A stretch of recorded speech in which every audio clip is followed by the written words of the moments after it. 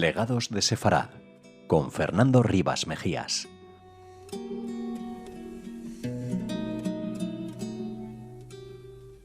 Shalom, bienvenidos a Legados de Sefarad. Soy su anfitrión, Fernando Rivas Mejías, y hoy nos sumergiremos en un análisis profundo sobre la identidad en la era de los algoritmos y la memoria recuperada. Nos acompaña el doctor Isaac Nahum Serfati, una voz imprescindible para entender la judeidad contemporánea. Isaac es nacido en Tánger, Marruecos, y residenciado desde pequeño en Venezuela, donde se gradúa como licenciado en Comunicación Social en la Universidad Católica Andrés Bello, y actualmente es profesor titular en la Universidad de Ottawa, en Canadá. Su labor investigativa es fascinante. Se ha dedicado a estudiar la formación de comunidades imaginadas en la red y la reconstrucción de la identidad de los nuevos sefardíes. Es autor de importantes trabajos, entre ellos su libro Strategy, Communication and Informative Transparency, Persuasion in Politics, Propaganda and Public Health. Isaac, es un verdadero honor tenerte con nosotros. Muchas gracias, Fernando. También un placer estar aquí hoy contigo. Gracias, Isaac. En tus investigaciones planteas cómo el Internet ha servido de puente para quienes buscan reencontrarse con su pasado. Desde esa perspectiva académica y personal, ¿qué significa para ti el término sefardí digital en este 2026?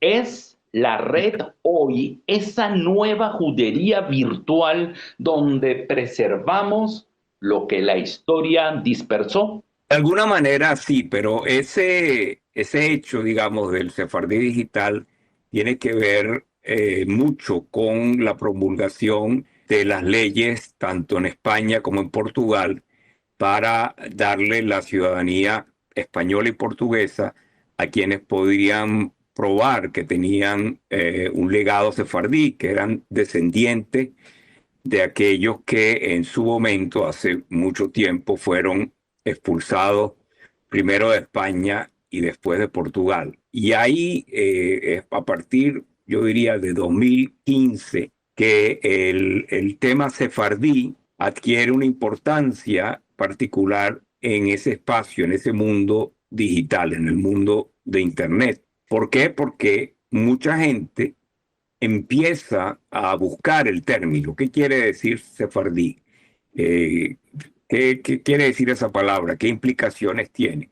Y por supuesto, para muchas de esas personas, eso quería decir, ¿qué quiere decir eso con respecto a mis ancestros? Y efectivamente yo hice un estudio para medir cómo la promulgación de esas dos leyes en España y Portugal había generado mucho interés en la búsqueda de los términos asociados con sefardí, sefardita, judío sefardí y otras palabras parecidas. Y mucha gente efectivamente buscó información. Y otra cosa que ocurrió interesante fue que además la gente no solamente buscó información sobre qué era o quién era un sefardí, sino que también había un interés muy práctico, ¿no? Que era cómo tengo acceso a la ciudadanía española o a la ciudadanía portuguesa por el hecho de tener en mi árbol genealógico ancestros sefardíes. O sea que yo diría que hay dos fenómenos que esas leyes produjeron en el mundo de Internet, en el mundo del ciberespacio. Uno, que hizo que mucha gente que probablemente no tenía conciencia clara de quién era un sefardí, de dónde venían los sefardíes, de por qué todavía hoy en día hablamos de sefardíes, adquiriera conciencia sobre el mundo sefardí, vamos a llamarlo así, o la vertiente judía llamada sefardismo. Y por otro lado, obviamente, había un interés muy práctico, muy concreto, que era, bueno, ¿y cómo eso me puede ayudar para postularme y lograr ya sea la ciudadanía española o portuguesa? Entonces yo diría que sí, que la conjunción entre el hecho de que España por su lado y Portugal aprobaran esas leyes y el hecho que eso se produjera en un mundo donde la gente busca, accede a información a través de Internet, digamos, esa conjunción de fenómenos hizo que los sefardí adquiriera en el Internet y en general en los medios de comunicación, por ejemplo en España y en otras partes, adquiriera una relevancia especial, ¿no? ¿Y tú qué piensas al respecto? Y te pongo como idea paralela. Cuando hablamos de Ashkenazi, inmediatamente vamos dentro de lo que es la cultura judía Ashkenazi. Por encima de todo, aunque pueda ser cultural o científico el personaje, pero inmediatamente viene identidad religiosa. Ahora con el tema sefardí está pasando algo muy particular. Estamos viendo personas que se conectan con una identidad sefardí sin lugar a dudas, incluso respaldada por documentos, tanto históricos, archivos y certificados por España y Portugal, pero no son religiosos.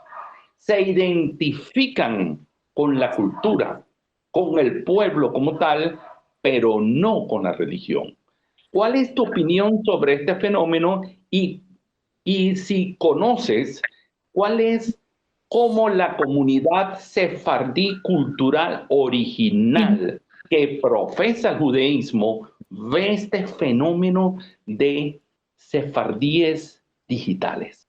Bueno, lo primero, voy a empezar por tu mención a los judíos ashkenazíes, porque en mi investigación yo hice también, digamos, quise comprender cómo los ashkenazí, digamos, todo lo que corresponde a los judíos del este europeo, incluyendo a Rusia, a lo que hoy es Ucrania, Polonia, por supuesto Alemania, que es lo que quiere decir la palabra Ashkenaz en hebreo, se refiere a Alemania.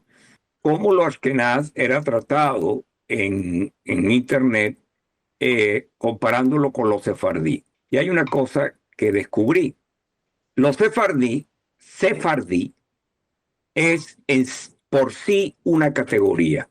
No hace falta para hacer una búsqueda, o lo que yo descubrí para hacer una búsqueda en Google, digamos que tú digas judío sefardí. Lo que la gente buscaba exclusivamente era el término sefardí.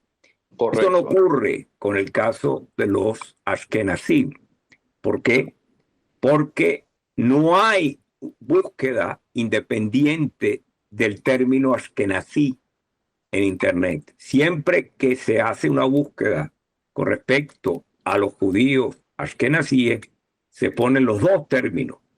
Digamos que sefardí es en lo que podríamos llamar la semántica de Google, la búsqueda de Google, es un término que va independiente, que no se tiene que asociar con la palabra judío. Es como si los sefardí llevara implícito la palabra judío.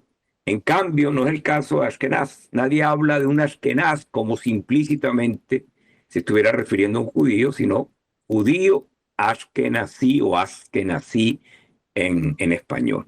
Y eso ya tiene para mí una cierta connotación en la forma de ver los sefardí. Como te digo, probablemente porque las leyes de Portugal y España establecen esa categoría. Establecen una categoría sin necesariamente poner tanto énfasis en lo judío, pero sí en la filiación ibérica de aquellos judíos que fueron en su momento expulsados de España y expulsados después de Portugal. Quiere decir que hay una categoría que define a esas personas, que los vincula con España y Portugal y que es exclusivamente sefardí. Primer punto. Lo segundo es que sefardí también va adquiriendo otros sentidos. ¿Por qué? Y voy a poner un ejemplo que descubrí en la investigación. Los periódicos en España, cuando se refieren a un partido político que se conoce como Shas en Israel, se refieren a ese partido como el partido sefardí. ¿Y por qué se refieren a ese partido que se llama Shas como partido sefardí? Porque efectivamente digamos, el acrónimo que define el partido dice en hebreo Shomrei HaTorah Sefardim. O sea, no sé cómo llamarlo, los cuidadores, Shomrei HaTorah, de la Torah sefardíes. Y claro que es un partido que representa a sefardíes religiosos en Israel, pero la prensa española, cuando se quiere referir a él, lo reduce al partido sefardí.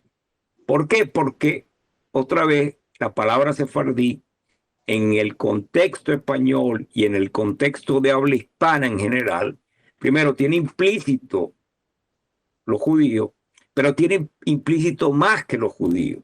Tiene implícito esa relación con la península ibérica. Ahora, sabemos muy bien, Fernando, que los sefardí no se limita exclusivamente a los judíos que salieron o que fueron expulsados o que pueden conectarse de alguna forma con la península ibérica, es decir, España y Portugal. Sabemos que los sefardí, la connotación sefardí, muchas veces es aplicada, por ejemplo, a comunidades del Medio Oriente, comunidades judías del Medio Oriente, y comunidades que originalmente no son sefardíes, como por ejemplo los judíos de Irak, ¿verdad? Los judíos de la muy antigua Babilonia de Irak, o judíos, por ejemplo, más vinculados a la cultura árabe por el idioma, pero a quienes también se les llama sefardí. ¿Y por qué es eso?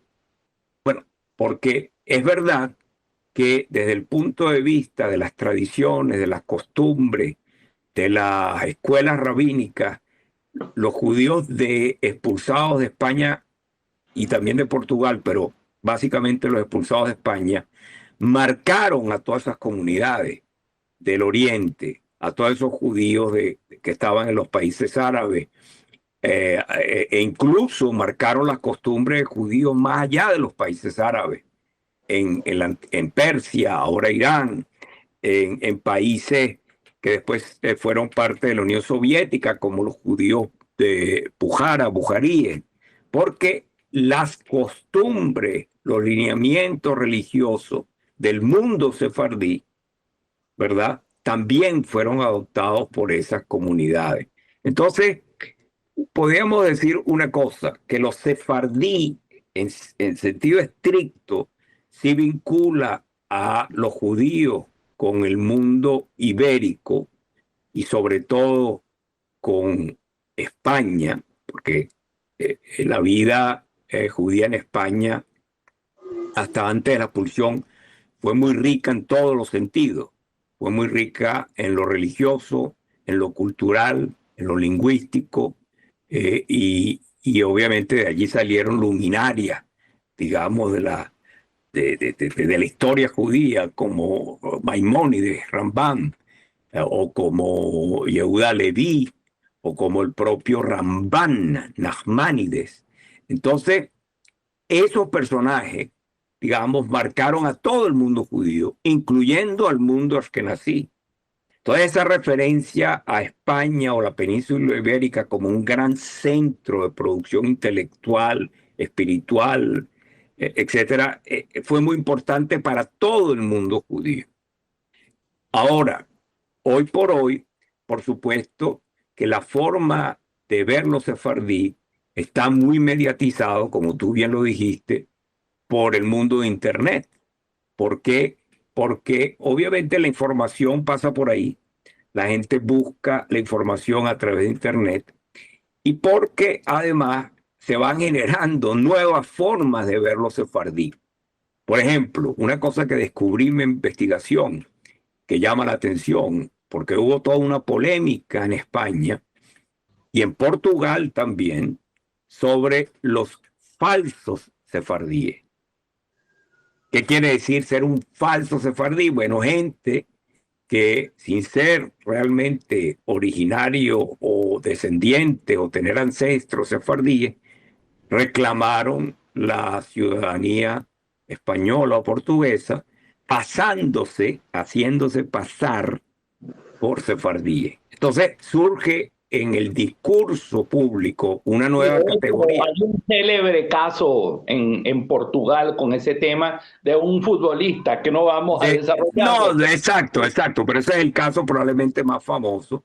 Pero ves como dentro de esta, digamos, de este interés público por los sefardí, surge esta categoría.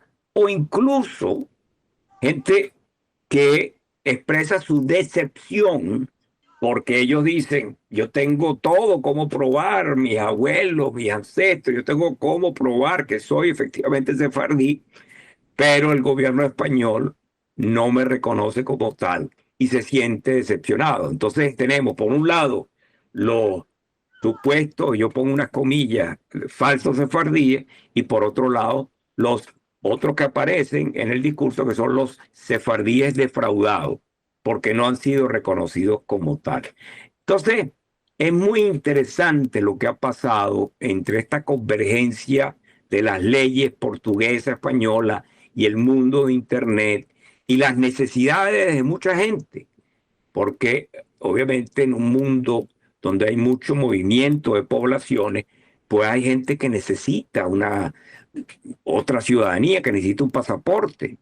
Y eso también provocó muchísimo interés por el tema sefardí. Sí, ciertamente. Isaac, es parte de la dinámica de nuestro programa cuando tenemos un invitado, que el invitado presente algún tema musical que forme parte de su soundtrack de la vida. ¿Algún tema en particular que tú quieras recomendar a los oyentes para Si escuchar? hay una canción de la picaresca que yo creo que es originalmente de la picaresca española, pero que como tantas cosas fue adoptada por los sefardíes en Marruecos, que se llama El Paipero, ¿no? Estando el paipero sentadito al sol, mamá. Y esa canción cuenta la historia, porque el paipero originalmente es Fray Pedro, que está allí sentado fuera de una casa y que hay unas señoras que lo miran y que lo invitan a subir, y bueno, y hay algunas cosas que pasan entre ese paipero y la señora. Entonces yo me acuerdo mucho de esa canción porque primero a los adultos les encantaba cantarla, era como una especie de, bueno, vamos aquí a ponerlo, no sé. Y por supuesto a los niños nos parecía muy graciosa cuando los adultos en la familia se ponían a cantar esa canción, ¿no? Así que sí, ese es un recuerdo que tengo y la grabó, por supuesto, Esther Roffé en su hermoso disco sobre canciones sefardíes. Excelente. Vamos a escuchar a continuación a Esther Roffé, también sefaradí de origen marroquino, ¿Sí? que creció en Venezuela y también, si no me equivoco, tiene también la nacionalidad cubana. Actualmente No sé, no te podría decir, pero no lo creo, no veo En el caso de Esther, ella es Esther Rofé casada, ella es soltera, es Esther Rofé Benchimol, su apellido de soltera es Benchimol.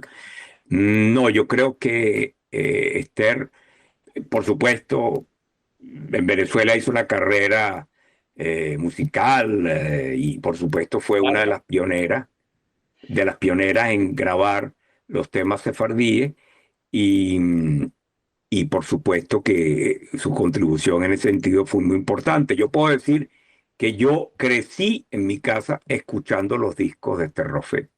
Si no me equivoco, ella está ahorita ¿en dónde está ella? En Miami, Estados Unidos. Probablemente, Es sí. probable. Sí, bueno, vamos a escuchar una versión de Esther Rofé del Paipero. Esta grabación pertenece a una presentación en vivo en el Hotel Eurobuilding de Caracas. Así que se las compartimos, Esther Rofé y el Paipero.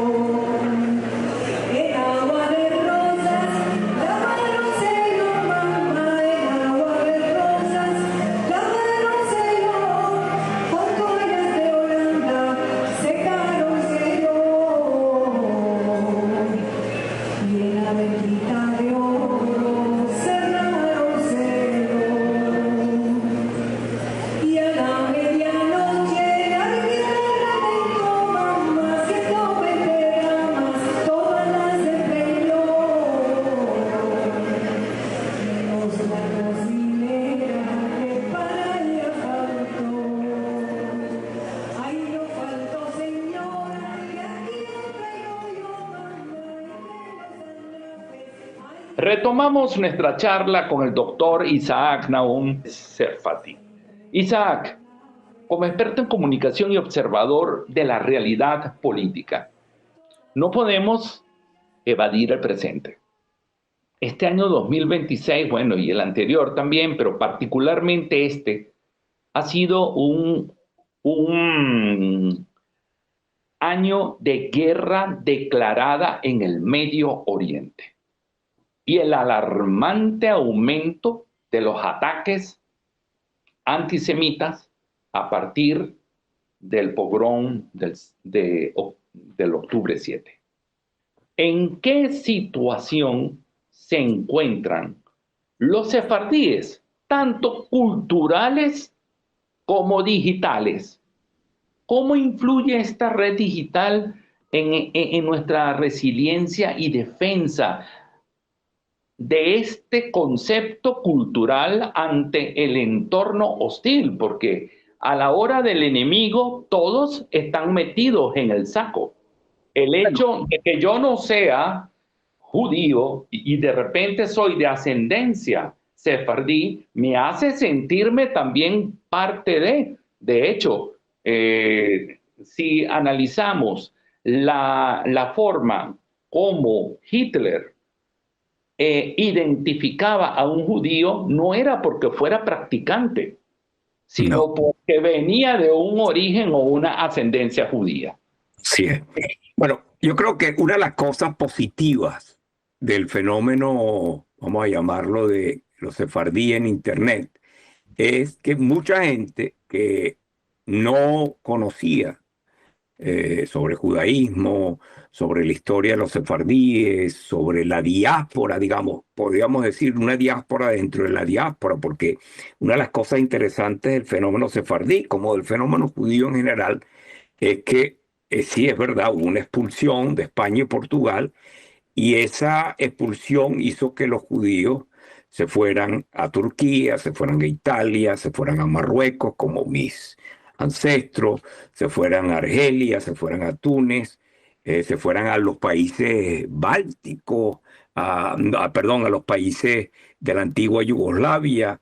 Y entonces, esa conciencia, digamos, del impacto de los sefardí más allá de la península ibérica, yo creo que permite a la gente entender lo que los sefardíes han contribuido a la cultura de muchos países, incluyendo a nuestro país, a Venezuela, donde también los sefardíes llegaron, donde los sefardíes tuvieron un papel muy importante en la economía, en las finanzas, en la cultura, en la medicina, etcétera, etcétera. Entonces, primero yo creo que esa es una de las cosas positivas, digamos, de que se haya generado el interés por los sefardí, que la gente haya ido a buscar información, incluso si lo hacía simplemente por razones prácticas, porque la gente aprendió. Ahora, ¿qué es lo que pasa? Como tú lo dices, a partir del 7 de octubre de 2023,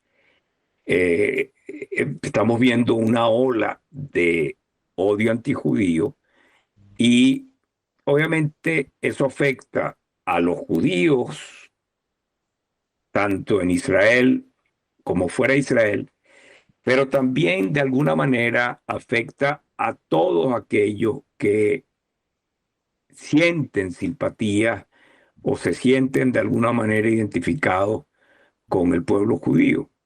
Porque si bien Internet, en el caso de los sefardíes, fue una fuente tremenda de información y de una ampliación, vamos a llamarlo así, de la conciencia global sobre lo que es un sefardí, lamentablemente el Internet ha sido un vehículo también para difundir odio, para difundir mitos, para difundir teorías de conspiración, para difundir cada vez más, y ahora con la inteligencia artificial, mucho más desinformación, propaganda, es parte de una guerra psicológica.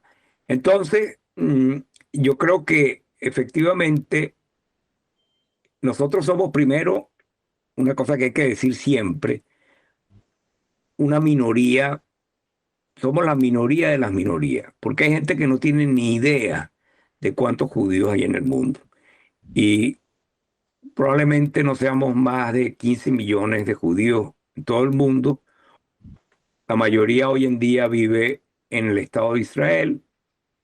El resto, las comunidades más importantes son las de Estados Unidos, la de Francia todavía, la del Reino Unido, la de Argentina, cosa que hay que notar porque corresponde a América Latina, pero no somos nada desde el punto de vista demográfico en el mundo.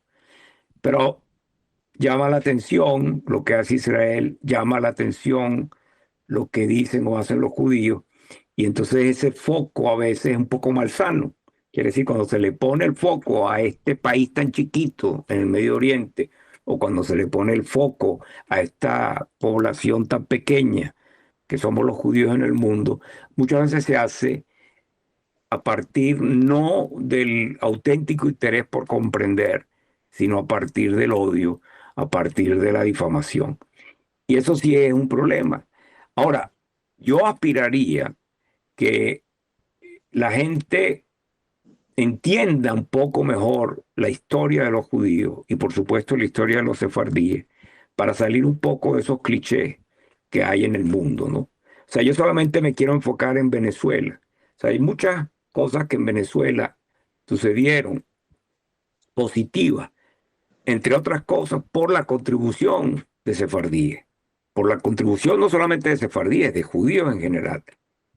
Y eso es muy importante porque esas personas se sintieron muy venezolanas. Si yo pienso, por ejemplo, en la cineasta Margot Benacerraf, si pienso en el escritor Isaac Chocrón, si pienso en tantos médicos que contribuyeron al desarrollo de la medicina en Venezuela. Amador Bendayán, por ejemplo. Y en el mundo del espectáculo y la televisión, por supuesto, un personaje tan importante como Amador Bendayán, que daba alegría a la gente, porque eso es lo que hizo toda su vida Amador desde que empezó en la radio y en sus propias películas, en las comedias que hizo y en su Sábado Sensacional. Lo que hacía era traerle alegría a la gente, un momento de respiro, digamos, dentro a veces, muchas veces, de una realidad un poco agobiante. Pues eso es lo que han hecho los sefardíes y los judíos en el mundo. Seguramente también hemos hecho cosas malas, pero yo creo que lo que hay que hacerle entender a la gente que se deja llevar por los estereotipos, por los prejuicios, que tienen que ver un poco más allá de sus propios prejuicios y estereotipos. Y eso yo creo que de alguna forma estas dos leyes, la española y la portuguesa, generaron un interés por los sefardíes que yo creo que el balance es positivo.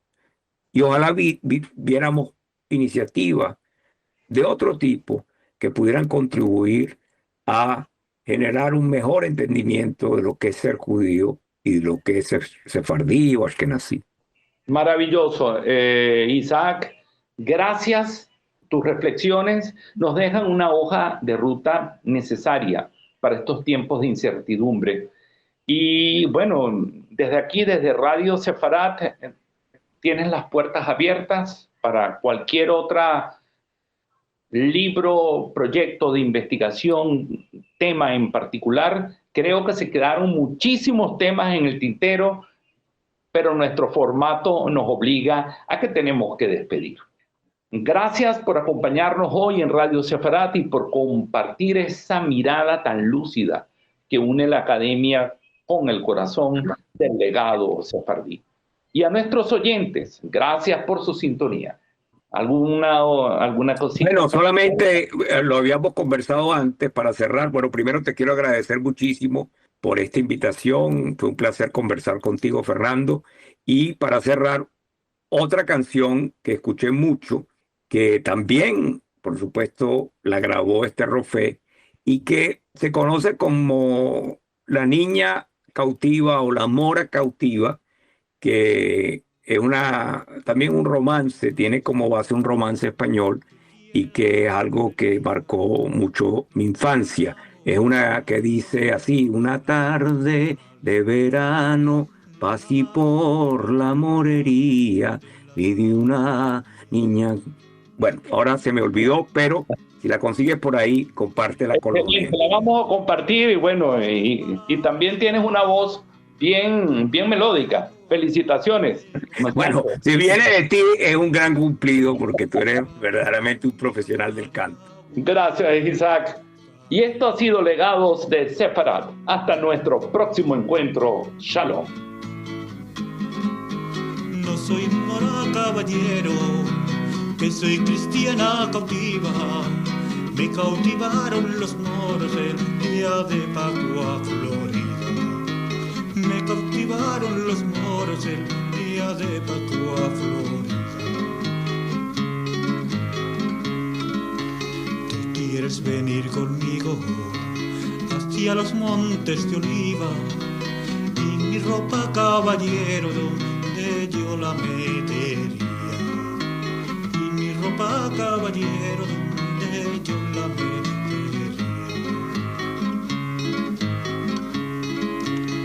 De lino, la de Holanda, en mi caballo vendría, y la de más inferior el río abajo echaría, y la de más inferior el río abajo echaría.